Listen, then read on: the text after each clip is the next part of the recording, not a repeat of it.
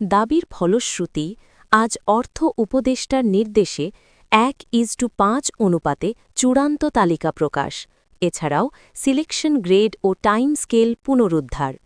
ভিডিওটি শুরু করার পূর্বে আপনারা চ্যানেলটি সাবস্ক্রাইব করুন। সরকারি কর্মচারীরা নবম পে স্কেল বাস্তবায়নের দাবি জানানোর পর অবশেষে তা বাস্তবায়নে রূপ নিল।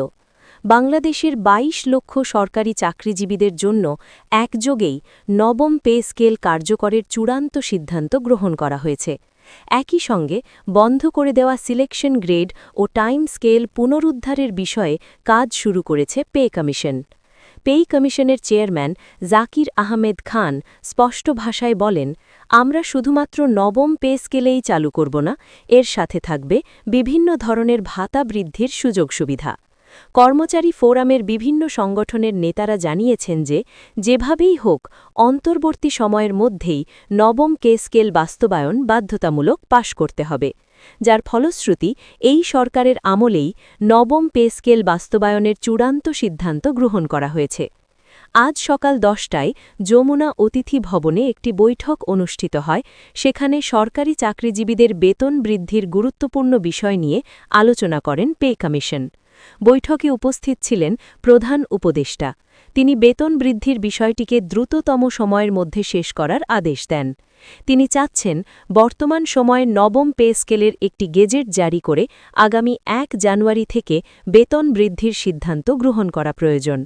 তাই পে কমিশনের চেয়ারম্যান সময় বিলম্ব না করেই ইতিমধ্যে কাজ শুরু করেছেন। তিনি জানিয়েছেন যে আগামী 1 সপ্তাহের মধ্যে গেজেট প্রকাশ করা সম্ভব হবে। এই মাসের মধ্যে গেজেট জারি করা হবে এবং আগামী জানুয়ারি থেকে নবম পে স্কেল বাস্তবায়নের মাধ্যমে সরকারি চাকরিজীবীদের আর্থিক নিরাপত্তা বজায় রাখব। আমাদের কাজের অগ্রগতি যেভাবে বৃদ্ধি পেয়েছে, এতে ধারণা করা হচ্ছে জানুয়ারির আগেই সকল কার্যক্রম শেষ হবে। প্লিজ আপনারা চ্যানেলটি সাবস্ক্রাইব করুন। প্রাথমিক দিকে 1:4 অনুপাতে নবম পে স্কেল বাস্তবায়নের সিদ্ধান্ত থাকলেও পরবর্তীতে সেটাকে বাতিল করে 1:5 অনুপাতে কার্যকরের সিদ্ধান্ত গ্রহণ করা হয়। যেহেতু বাংলাদেশের অর্থনৈতিক অবস্থা কিছুটা ভঙ্গুর অবস্থায় রয়েছে, তাই 1:4 অনুপাতে বেতন বৃদ্ধি করা যুক্তিযুক্ত নয়, যার ফলশ্রুতি দেশের অর্থনৈতিক অবস্থানকে সামনে রেখে 1:5 অনুপাতে নবম পে স্কেল বাস্তবায়নের চূড়ান্ত সিদ্ধান্ত গ্রহণ করেছে পে কমিশন। একই সঙ্গে অর্থ মন্ত্রণালয় কর্তৃপক্ষ পে কমিশনের সঙ্গে সরাসরি কাজ করার ফলে সরকারি চাকরিজীবীদের বেতন বৃদ্ধির বিষয়টি আরও সহজতর হল। কর্মচারী ফোরামের বিভিন্ন সংগঠনের নেতাদের উদ্দেশ্যে পে কমিশনের চেয়ারম্যান বলেছেন যে বর্তমান নির্বাচনী সময় আন্দোলন করবেন না, আমরা নির্বাচনের আগেই নবম পে স্কেলের চূড়ান্ত সিদ্ধান্ত গ্রহণ করব। যেভাবে বেতন বৃদ্ধি করা যায়, আমরা ঠিক সেই পথ অবলম্বন করেই নবম পে স্কেলের চূড়ান্ত সিদ্ধান্ত বাস্তবায়ন করব। অর্থনীতিবিদদের সঙ্গে পে কমিশনের চেয়ারম্যান ইতিমধ্যে বৈঠক করেছেন। অর্থনীতিবিদরা এ বিষয়ে ইতিবাচক তথ্য প্রকাশ করেছেন। তারা বলছেন, সরকারি চাকরিজীবীদের বেতন বৃদ্ধি করা তাদের ন্যায্য দাবি। যেহেতু দীর্ঘ 10 বছর তারা বেতন বৃদ্ধির সুবিধা থেকে বঞ্চিত, তাই বেতন দ্রুত বৃদ্ধি করে আর্থিক ক্ষতিপূরণ পুষিয়ে দেওয়া প্রয়োজন। এছাড়াও বিভিন্ন রাজনীতিবিদদের সঙ্গেও বৈঠক করলে তারাও একই মতামত প্রকাশ করেন। বাংলাদেশের আইন অনুযায়ী প্রতি 5 বছর পর পর পে স্কেল সংশোধন করা প্রয়োজন, তবে সেটা করা হয়নি।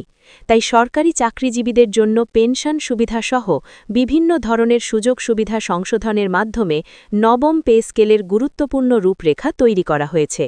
যারা সরকারি চাকরিজীবী আছেন, তারা পরবর্তী আপডেট পেতে চ্যানেলটি সাবস্ক্রাইব করুন।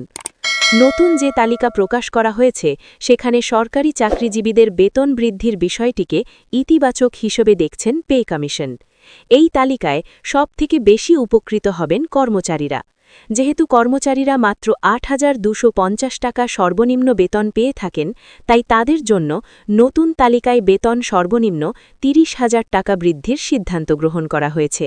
এই সিদ্ধান্ত এখন পর্যন্ত খসড়ায় অনুলিপি অবস্থা রয়েছে। অর্থ মন্ত্রণালয় থেকে প্রজ্ঞাপন জারি হওয়ার মাধ্যমে সরকারি চাকরিজীবীদের বেতন বৃদ্ধির চূড়ান্ত সিদ্ধান্ত আসবে।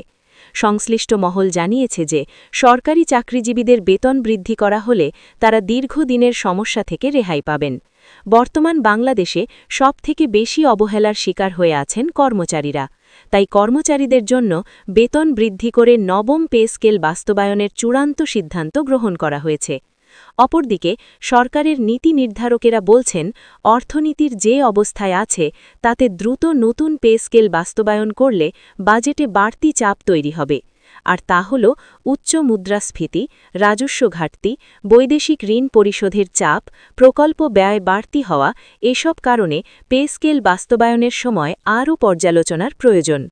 অর্থ উপদেষ্টা বলেন, দারিদ্র্য বেড়েছে, প্রশাসনিক দুর্বলতা ও প্রকল্প বাস্তবায়নের ক্রাইসিস রয়েছে। এসব বিবেচনায় না নিয়ে পে স্কেল ঘোষণা করা হলে সেটি অর্থনীতির ওপর বাড়তি চাপ ফেলবে। সরকারি চাকরিজীবীরা 15 ডিসেম্বরের মধ্যে গেজেট প্রকাশের দাবি জানিয়েছিলেন।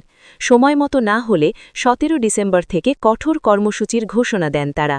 তবে নীতি নির্ধারকেদের ধারণা, ঘোষণার সময়সীমা পেরিয়ে গেলেও প্রশাসনের পক্ষে এত দ্রুত সমন্বয় করা সম্ভব নয়। ভিডিওটি শেষ করার পূর্বে চ্যানেলটি সাবস্ক্রাইব করুন।